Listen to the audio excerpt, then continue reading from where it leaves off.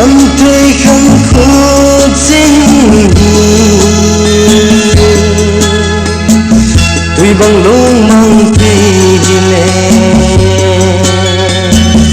tuôn hy vọng đắng thế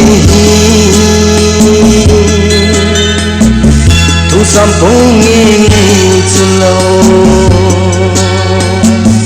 na mi lung se na nay chân ta